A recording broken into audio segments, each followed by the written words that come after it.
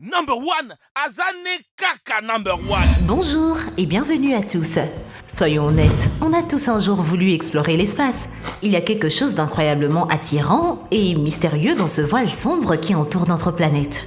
L'espace fascine les gens depuis des centaines d'années, depuis la toute première fois que nous avons regardé les étoiles, mais en même temps, il peut être effrayant.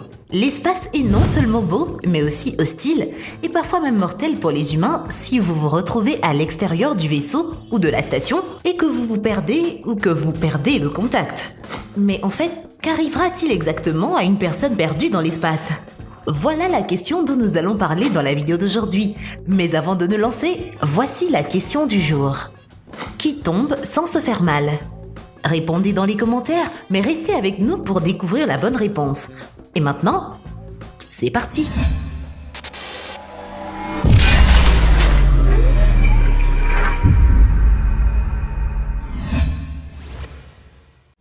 Et surtout, n'oubliez pas d'aimer et de vous abonner pour ne rater aucune de nos vidéos. On pense que l'humanité a fait les premiers pas vers des mondes lointains à la fin du 19e siècle. À l'époque, les scientifiques avaient compris que si l'avion atteint la vitesse nécessaire pour vaincre la gravité et la maintient pendant un temps suffisant, il pourrait aller au-delà de l'atmosphère terrestre. Hélas, à l'époque, les gens ne savaient pas encore comment atteindre la vitesse requise et la science n'était pas encore en mesure de créer des moteurs assez puissants. De nombreuses années et 2 guerres mondiales plus tard, l'ère de l'exploration spatiale a commencé. Le 4 octobre 1957, le premier satellite terrestre artificiel, Sputnik 1, a été lancé en orbite.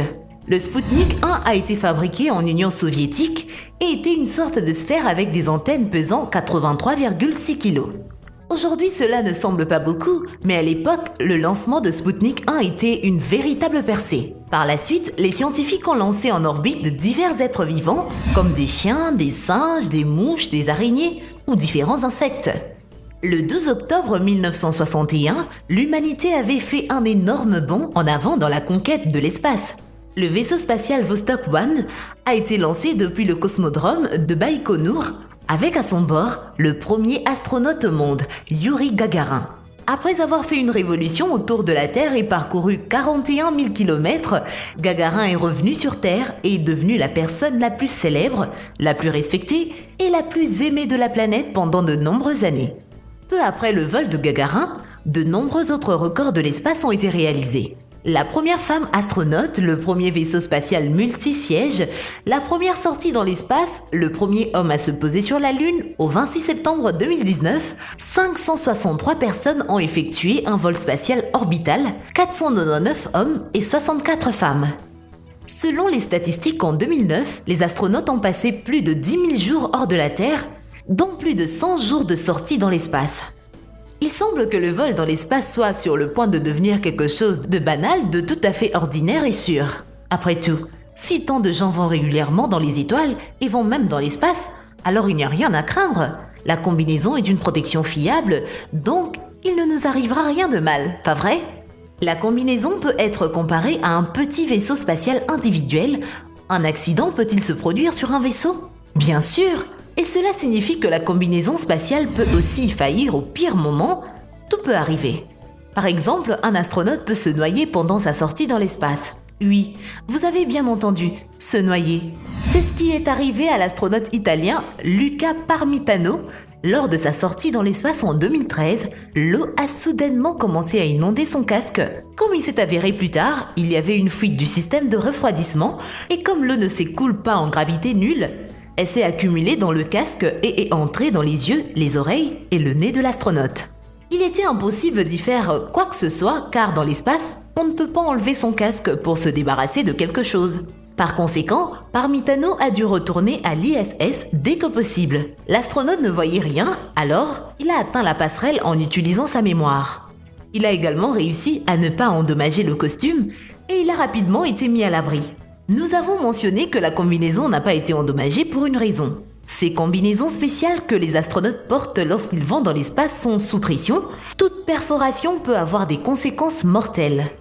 Le vide est nocif pour l'homme. Sans air, la chair humaine se dilate jusqu'à environ 2 fois sa taille et cela peut entraîner la mort. C'est ce qu'a vécu le pilote de l'US Air Force, Joseph Kittinger, qui a effectué un saut en longueur depuis la stratosphère en 1960. Lors de ce saut, son gant droit a mal fonctionné et ses mains ont enflé. Heureusement, arrivé sur Terre, la situation est revenue à la normale. Mais si cela se produit dans l'espace, vous aurez des problèmes. Toute dépressurisation peut entraîner une perte d'air. Dans ce cas, dans 15 secondes, l'astronaute s'évanouira à cause de la privation d'oxygène. C'est ce qui est arrivé à un pilote de la NASA qui se trouvait dans des conditions proches du vide lors des tests à Houston en 1966. Comme il le dit, il a senti sa salive bouillir dans sa langue et après cela, il s'est évanoui. Heureusement, ces tests ont été effectués sur Terre. Dans l'espace, sans la protection de la combinaison pressurisée, les fluides dans le corps humain pourraient commencer à bouillir. Au fur et à mesure que le gaz y est contenu, il commence à se dilater. Donc, si ce n'est pas un manque d'oxygène qui vous tue, vous serez tué par autre chose et très rapidement. C'est pourquoi les combinaisons spatiales des astronautes sont si durables et résistantes. Il est extrêmement difficile de se déplacer avec, et même la plus simple des actions demande beaucoup d'efforts. Mais c'est une mesure nécessaire car un autre danger dans l'espace est celui de micrométéorites. Ces minuscules particules ne pèsent pas plus d'1 gramme. Mais leur vitesse par rapport à l'ISS peut atteindre 36 200 km/h. Aucune combinaison spatiale ne peut vous protéger des objets plus gros, les brébis spatiaux, qui sont en orbite autour de la Terre. Ce sont des fragments de vieux vaisseaux spatiaux qui sont tombés dans l'espace pendant le lancement et d'autres déchets orbitaux. Mais contrairement aux déchets de la Terre, ceux-ci comportent un réel danger. La collision avec l'un de ces fragments signifie une mort certaine pour l'astronaute, mais l'une des choses les plus effrayantes auxquelles tout le monde a probablement pensé, c'est la peur de se perdre dans l'espace. Certains astronautes ont plus peur de cela que de mourir lors de la rentrée dans les couches denses de l'atmosphère, et c'est tout à fait compréhensible.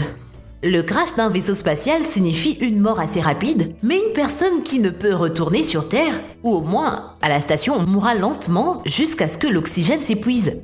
Bien sûr, il y a des précautions à prendre. Tous ceux qui vont dans l'espace sont attachés à l'ISS par un câble en acier tressé de 26 mètres de long. De plus, les astronautes travaillent généralement en équipe de 2 avant de sortir d'un sas qui sépare la station de l'espace. Ils sont également liés les uns aux autres. Le premier astronaute qui quitte la station attache son câble à la coque de l'ISS, puis il le fait avec le câble de son partenaire. Ensuite, le deuxième astronaute détache son câble du point d'attache et rejoint son partenaire avec la plus grande prudence. Tout cela est nécessaire pour réduire le risque de s'envoler de la station. Et cette méthode fonctionne vraiment bien.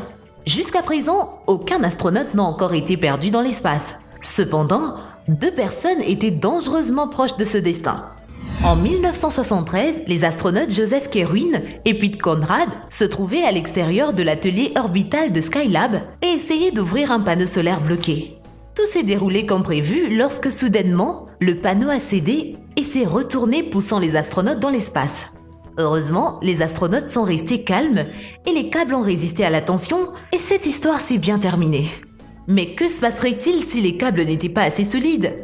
Les combinaisons spatiales actuelles sont équipées de jetpacks qui peuvent vous ramener à la station. Mais ce n'est qu'une théorie et l'astronaute ne devrait pas être trop loin. Dans ce cas, la NASA dispose d'un protocole de formation spécial qui est obligatoire pour tout le monde. Mais que se passe-t-il si le jetpack manque de carburant dans l'espace ? Les mouvements de membres ne vous aideront pas à changer de cap ou de destination. Mais si vous essayez de revenir à la station en flottant, cela ne changera rien. Cependant, si une personne est projetée avec suffisamment de force au bon angle, elle peut entrer dans l'atmosphère terrestre et y brûler. Actuellement, il n'existe aucun vaisseau spatial capable de prendre un astronaute dans une telle situation. Il ne reste donc plus qu'à voler en orbite et attendre que la réserve d'air soit épuisée dans environ 7,5 heures, puis l'astronaute mourra d'un manque d'oxygène.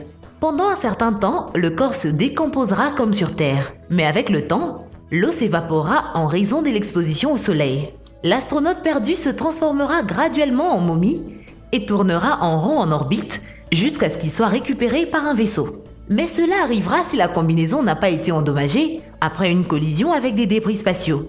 Si la combinaison a été endommagée, et cela peut vraiment arriver, alors tout le liquide contenu dans le corps s'évaporera rapidement, une mort terrible mais rapide. Peu après, le corps humain gèlera, faute de temps pour que les processus de décomposition commencent, et oui, il se transformera aussi en momie.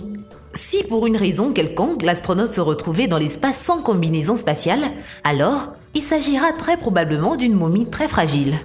Il ne volera probablement pas en orbite assez longtemps pour être ramassé. Cependant, tout cela n'est qu'une théorie. Pour l'instant, il n'y a pas de cadavre dans l'espace. Oui, certains accidents se sont produits. Vous avez probablement entendu parler du crash des navettes Challenger et Columbia ainsi que du vaisseau spatial soviétique Soyuz 11. Bien que les équipages ne soient pas morts dans l'espace, mais dans l'atmosphère de la Terre, c'est un peu différent.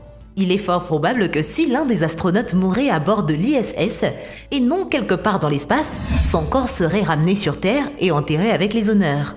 Les gens essaient de ne pas obstruer l'orbite terrestre, sans parler de laisser les astronautes morts sur place. Cependant, dans l'espace, il reste une petite partie du corps humain, les cendres de Clyde Tombaugh qui a découvert Pluton.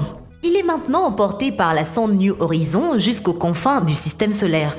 Ce sera le premier fragment d'un humain dans l'espace interstellaire. Et voilà, c'est tout pour la vidéo d'aujourd'hui. Avant de nous quitter, quel est votre film préféré dont l'histoire se passe dans l'espace? Dites-nous tout dans les commentaires. La réponse à la question du jour, eh bien c'est la nuit. Eh bien merci d'avoir suivi cette vidéo et surtout n'oubliez pas d'aimer et de vous abonner pour ne rater aucune de nos vidéos. Quant à moi je vous dis bye bye.